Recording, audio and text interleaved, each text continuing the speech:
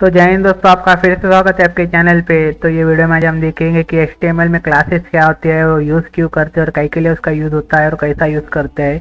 तो चलो देखते हैं। तो हम हमारे फोल्डर में आ जाएंगे HTML के, इसे ओपन कर लूँगा। अभी हमने पिछले वीडियो में देखे थे block element, inline element HTML में क्या होती है, तो आप देख सकते हैं जाके। तो सिंपल अब मैं क्या करूँगा, ये वाले फोल्डर को यहाँ राइट क्लिक करके ओपन विथ कोड कर दूंगा। तो इससे क्या होगा, हमारा फोल्डर हमारे VS कोड के साथ खुल जाएगा और उससे पूरे फाइल्स में आ जाएंगे। लेकिन हमें क्लासेस देखना है तो हम क्लासेस के लिए दूसरी फाइल बना लेंगे। अब मैं यहाँ पे आपको डेफिनेशन होने बोलते बैठूंगा, पूरा प्रैक्टिकली करते बताऊंगा। लेकिन आपको ये बता दूंगा कि जो हमारे HTML के हम क्लासेस यूज़ करते हैं वो क्लास एट्रीब्यूट की मदद से यूज़ करते हैं। वहाँ पे हम क्लास एट्रीब्यूट लिखेंगे, फिर उसके आगे जो भी क्लास का नाम रहेगा वो लिखेंगे और उसका फ़ायदे नुकसान वो सब देखेंगे। तो चलो देखते हैं। तो सिंपल अब मैं क्या करता हूँ, यहाँ पे एक फ़ाइल क्रिएट कर लेता हूँ। अब आप फाइल का नाम कुछ भी दे सकते हैं, मैं क्लास के बारे में बता रहा हूँ इसलिए यहाँ पे क्लास नाम दूंगा। तो .html एक्सटेंशन डाल देंगे। अब आपको जो एक्सटेंशन रहता है HTML का, अगर आप HTML का प्रोग्राम कर रहे हैं या फिर कुछ कर रहे हैं तो आपको वहाँ पे .html एक्सटेंशन रखना ही पड़ेगा।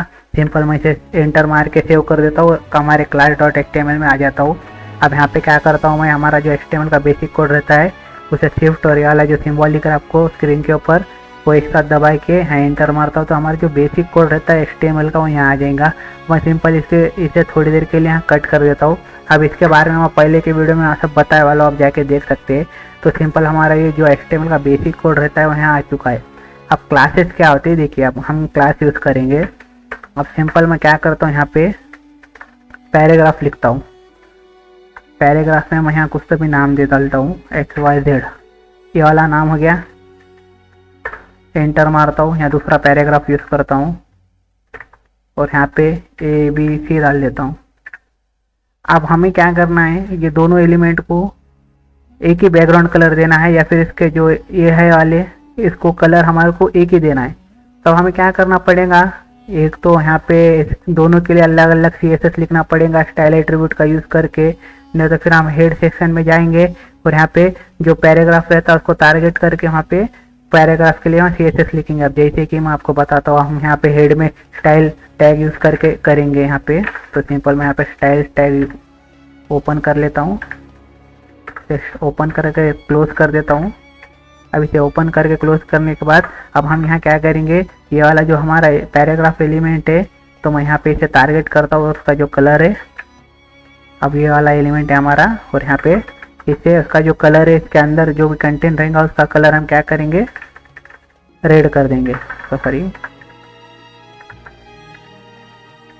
इसे रेड कर देता हूँ। तो अब इससे क्या होगा, अब ये मेथड हम यूज़ करते हैं HTML में। हमें किसी कौन सी भी प्रॉपर्टी देना है एलिमेंट को, उसके लिए हम ये वाली मेथड यूज़ करते हैं। तो इससे क्या होगा, तो पैराग्राफ जितने भी रहेंगे हमारे ये वाले पेज में, वो पूरे पैराग्राफ को हम जो भी इसके अंदर प्रॉपर्टी देंगे वो वहाँ पूरे अप्लाई हो जाएंगी। फिर तो हमने स्पेसिफाई ये वाले एलिमेंट को यहाँ पे वो करे वाला है, वहाँ पे टारगेट किया वाला है। तो अब मैं सिंपल से सेव करता हूँ। सेव करके अब मैं यहाँ पे ओपन विथ लाइव सर्वर करता हूँ। तो यहाँ पे क्या होगा, जितने भी हमारे पैराग्राफ रहेंगे उसे वो पूरी प्रॉपर्टी लग जाएंगे हमने जो कलर दिया था वहाँ पे। तो अब मैं यहाँ पे क्या करता हूँ, सिंपल अब मैं डिव लिखता हूँ। अब डिव लिख के मैं यहाँ पे कुछ तो भी लिख देता हूँ, यहाँ पे नाम लिख देता हूँ। अब सेव कर देता हूँ। अब सेव करने के बाद मैं इसे रन करता हूँ। अब इसे रन करने के बाद क्या होगा, हमने पैराग्राफ को तो वहाँ पे CSS लगा दिए तो उसको CSS अप्लाई हो चुकी है, लेकिन हमने इस वाले एलिमेंट को CSS नहीं लगाए। लेकिन हम चाहते हैं कि हमने जो प्रॉपर्टी इसमें यूज़ करे वो पूरी प्रॉपर्टी इसमें भी यूज़ हो। तो हम सिंपल अब क्या कर सकते हैं, यहाँ पे आते हैं, वो एलिमेंट डिफरेंट है तो हमें सिंपल इसे टारगेट करके यहाँ पे यूज़ करना पड़ेगा इस प्रकार कुछ। अब ये यूज़ करके हम सेव करेंगे और यहाँ पे मैं ओपन विथ लाइव सर्वर करूँगा। तो आप देख सकते हैं ये हो चुका है। लेकिन यहाँ पे क्या हो रहा है, ये रिपीट हो रहा है, ये भी रिपीट हो रहा है। और हमें सपोज यहाँ पे बैकग्राउंड कलर भी देना है येलो। तो अब हमें क्या करना पड़ेगा, यहाँ पे भी आके सेम उसके लिए वो देना पड़ेगा बैकग्राउंड कलर, यहाँ पे येलो। अब यहाँ सेव करता हूँ, इसे रन करता हूँ। अब यहाँ पे क्या हो रहा है, अब हम तीनों के लिए यूज़ सेम कर रहे हैं लेकिन हमें यहाँ पे डबल टेबल लिखना पड़ रहा है। डिव के लिए अलग, पैराग्राफ के लिए अलग, तो ये हमारा जो डबल जो रिपीट कोड रहता है CSS के अंदर, वो हम रिपीट यूज़ नहीं करना, इसलिए हम वहाँ पे क्लासेस का यूज़ करते हैं। अब जब भी हम HTML के अंदर क्लासेस बनाते हैं तो वहाँ पे वो डॉट से चालू होते हैं। जो सिंबल रहता है हमारा ये वाला डॉट, ये वाले जो डॉट रहते हैं, तो उससे हम कौन से भी क्लास को वहाँ पे क्रिएट करते हैं। तो कैसा करेंगे, अब जब भी हम क्लास क्रिएट करेंगे HTML के अंदर, तो जो हमारा हेड का पोर्शन रहता है जिसके अंदर हम ये वाले अभी CSS लिख रहे हैं ये स्टाइल टैग के अंदर, तो उसके अंदर वहाँ पे हम क्लास क्रिएट कर सकते हैं और उसका यूज़ अलग तरीके से करते हैं। अब मैं यहाँ पे पहले एक क्लास क्रिएट करूँगा। अब सिंपल मैं क्या करता हूँ, अब इंटरनल अगर CSS यूज़ कर रहे तो आपको स्टाइल टैग के अंदर यूज़ करना पड़ेगा, मतलब जो भी हमारा क्लास रहेगा स्टाइल टैग के अंदर क्रिएट करना पड़ेगा। अगर आप एक्सटर्नल CSS यूज़ कर रहे हो तो आपको वहाँ पे सेम ऐसे हम जिस प्रकार इसमें कर रहे थे वैसे ही करना पड़ेगा वहाँ पे, लेकिन हमारी जो स्टाइल टैग रहता है वो नहीं रहेगा, वो आपको मैं पहले भी के वीडियो में बताने वाला हूँ। तो सिंपल अब मैं क्या करता हूँ, यहाँ पे एक क्लास क्रिएट करता हूँ। अब यहाँ पे मैं डॉट क्या करेंगे, हम यहाँ पे रेड बोल के क्लास बना लेंगे। अब ये आपको कंफ्यूज होगा, तो सिंपल मैं यहाँ क्या करता हूँ, एक ए नाम का क्लास बनाता हूँ और उसके अंदर कुछ प्रॉपर्टी दे देता हूँ। अब इससे पहले हमने तीनों के लिए क्या करे थे, कलर दिए थे और उसको रेड दे दिए थे। अब यहाँ पे क्या करेंगे, हम बैकग्राउंड कलर क्या दिए थे, येलो दिए थे, तो यहाँ येलो दे देंगे। तो अब इससे यहाँ पे क्या हो रहा है देखिए, अब मैं इसे रन करता हूँ। अब रन करने के बाद इसके आउटपुट में क्या आएगा, कुछ भी नहीं आएगा, क्योंकि तो हमने इनको कुछ अभी टारगेट किया ही नहीं, हमने सिर्फ क्लास क्रिएट करे आला है। ए नाम का क्लास हमने सिर्फ क्रिएट करे आला है, डॉट ए नाम का। अब जब भी हम क्लास क्रिएट करते हैं या फिर यूज़ करते हैं तो वहाँ पे हाँ डॉट लगाना पड़ता है, उसके बाद हम क्लास क्रिएट कर सकते हैं। उसके आगे जो भी रहेगा वो क्लास का नाम रहेगा। अब इससे हम ये एलिमेंट के साथ यूज़ करना है, तो हम कैसा यूज़ करेंगे, तो हमारे पास एक एट्रीब्यूट रहता है HTML के अंदर क्लास नाम का। तो सिंपल आपको क्लास लिखना है, इक्वल टू लेके डबल कोटेशन या फिर सिंगल कोटेशन में आपका जो भी क्लास का नाम रहेगा वो आपको यहाँ सिंपल लिख देना है ए। अब आपको यहाँ जब यूज़ करेंगे आप क्लास, तो आपको वहाँ पे डॉट नहीं लगाना है। जब आप क्लास क्रिएट करेंगे आपको सिर्फ वहाँ पे डॉट लगाना है। जब आप क्लास यूज़ करेंगे तो वहाँ नहीं लगाना है, जब आप क्लास क्रिएट करेंगे तभी आपको डॉट लगाना है। और सिंपल मैं अब यहाँ क्या करूँगा, सेव कर दूँगा। अब इससे क्या होगा, तो हमने पहले वाले एलिमेंट पे ये वाला क्लास लगाए, तो ये वाले क्लास में जितनी भी प्रॉपर्टी रहेंगी वो पूरी इसके ऊपर अप्लाई हो जाएंगी। तो मैं क्या करता हूँ, सिंपल रन कर देता हूँ। तो आप देख सकते जो हमारा पहला वाला एलिमेंट था उसके ऊपर वो प्रॉपर्टी वहाँ पे आ चुकी है। अब हम चाहते हो कि सेम प्रॉपर्टी इसमें भी यूज़ करें वही, तो हम क्या करेंगे, क्लास इधर भी लिख देंगे और जो क्लास का नाम रहेगा वो लिख देंगे, तो इस पर भी अप्लाई हो जाएंगे। हम चाहते हैं कि इस पर भी यूज़ करें, तो हम सिंपल क्या करेंगे, क्लास जो भी क्लास का नाम है हमारा वैसा। तो अब सिंपल इसे रन कर लेता हूँ। अब इससे क्या होगा, वो जो प्रॉपर्टी रहेंगे क्लास ए के अंदर वो तीनों पे अप्लाई हो जाएंगे। आप देख सकते अगर अब हमें यहाँ पे कुछ दूसरा चेंज करना है, अब जैसे कि मैं यहाँ पे इसका कलर चेंज करना है, अब मुझे कलर चेंज करना है तो मुझे तीनों में हाँ चेंज करना नहीं पड़ेगा, मेरे को सिंपल यहाँ आना है, जो भी हमारा क्लास है यहाँ पे जो भी कलर डालेंगे हम यहाँ पे सिंपल सेव कर दूंगा और तीनों के ऊपर अप्लाई हो जाएंगे। आप देख सकते हैं यहाँ पे। तो इससे क्या हो रहा है, हम जो डबल रिपीट कोड वहाँ पे लिख रहे थे वो हमें लिखने की जरूरत नहीं पड़ रही है। हम वहाँ पे एक क्लास क्रिएट कर दे, सिर्फ क्लास के अंदर जो भी प्रॉपर्टी यूज़ करेंगे वो प्रॉपर्टी वहाँ ऑटोमेटिक अप्लाई हो जाएंगे, वो क्लास जहाँ पे भी यूज़ करें। अब आप एक एलिमेंट के अंदर दूसरा भी क्लास, मतलब दो क्लास या फिर दो से ज़्यादा क्लास भी यूज़ कर सकते हो। अब वो आपकी मर्जी है, आपके ऊपर डिपेंड है, आपको कैसा है, कैसा करना है कैसा नहीं। अब मैं यहाँ पे क्या करता हूँ, मैं सेकंड नाम का एक क्लास बना लेता हूँ। अब ये भी आपको बताना जरूरी है इसलिए बता रहा हूँ, ये ध्यान से देखना। मैं यहाँ पे डॉट और सेकंड बोल के क्लास बना लेता हूँ। अब आप क्लास का नाम कुछ भी रख सकते हैं, आपकी मर्जी है।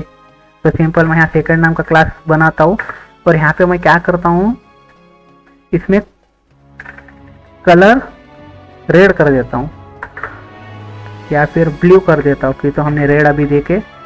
अब ब्लू करने से क्या होगा देखिए, अब हमने ये क्लास इसके अंदर यूज़ करे वाला है। अब हम चाहते हैं कि ये भी क्लास इसके अंदर हम यूज़ करें। अब हम ऐसा तो यूज़ कर सकते, सॉरी, अब हम ये क्लास हमें यूज़ करना है तो सिंपल उसके आगे हमें पेस्ट करना है, पेस्ट मारना है और यहाँ पे उसे पेस्ट कर देना है। तो हम ये वाले एलिमेंट के अंदर ए वाला क्लास भी यूज़ कर रहे हैं और ये वाला क्लास भी यूज़ कर रहे हैं। तो सिंपल मैं पहले आपको यहाँ फॉन्ट साइज के लिए बता लेता हूँ। तो यहाँ क्या होंगे देखिए, फॉन्ट साइज। अब मैं फॉन्ट साइज बड़ी कर देता हूँ उसकी, जैसे कि 100 पिक्सल। अब यहाँ सेव कर देता हूँ।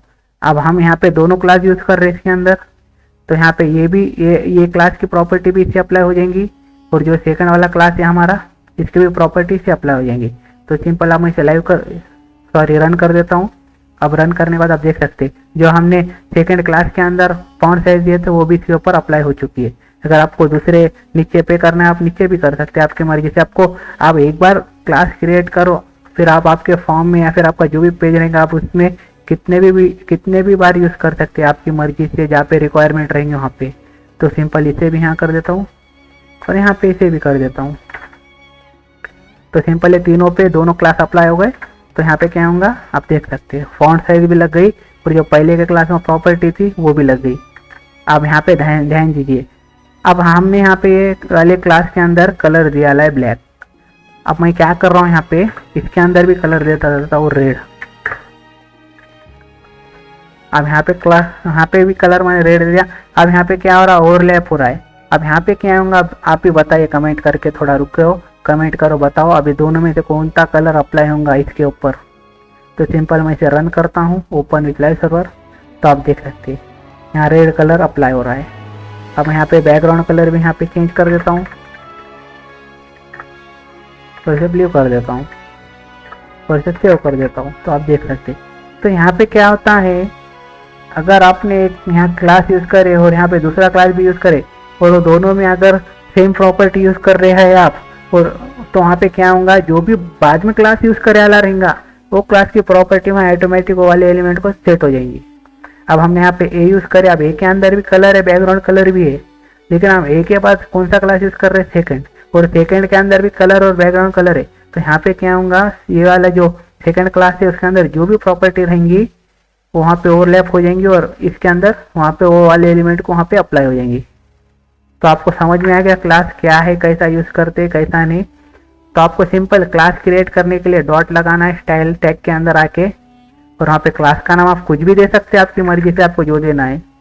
लेकिन जब आप कौन सा काम कर रहे हो तो जो रिलेटेड नेम रहते हैं वो रखते जाइए क्लास के, तो आपको वहाँ पे समझ में आएगा, वरना बहुत दिक्कत हो सकती है। तो आप कौन सा भी नाम दे सकते हैं क्लास का, ऐसा नहीं कि यही। और जब आप क्लास का नाम वहाँ पे क्लास यूज़ करेंगे क्लास एट्रीब्यूट की मदद से, तो सिंपल आपको वहाँ पे क्लास का नाम डालना है, वहाँ पे आपको डॉट नहीं डालना है, ये बात ध्यान में रखना। और आप एक क्लास यूज़ करके कितने भी बार यूज़ कर सकते हो, सॉरी एक क्लास क्रिएट करके उसे कितने भी बार यूज़ कर सकते हो, आपकी मर्जी है।